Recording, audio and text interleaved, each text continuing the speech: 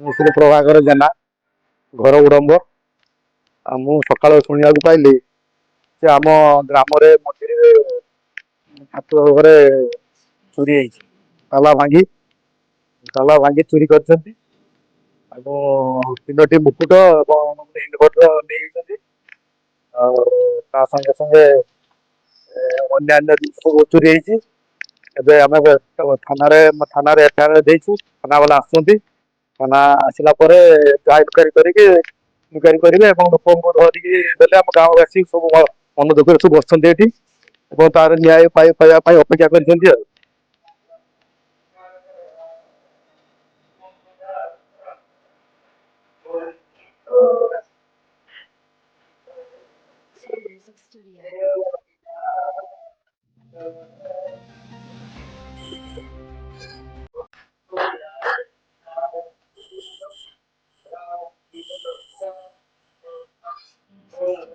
ହଉ ଆସୁ। ହଁ ପୁଲିସ ଆସୁଛନ୍ତି। ଆଇଲି ବାହାରି ଏଇ ମଲ୍ଲିକା ବସ।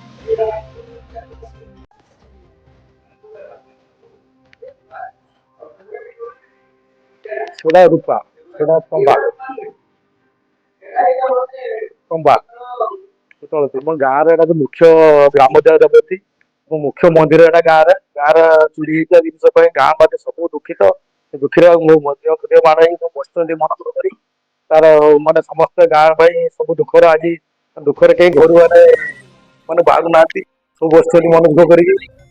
ତାର ବିହିତ ପ୍ରତିକାର କଲେ ଆମ ଗାଁବାସୀ ମାନେ ଉପକୃତ ଚୋରକୁ ଶାସ୍ତି ଦେଲେ ଚୋରକୁ ଧରି ଗାଁ ମାନେ ଉପକୃତ ହେବେ। ଗାଁ ମାନେ ଖୁସି ଆନନ୍ଦିତ ହେବେ।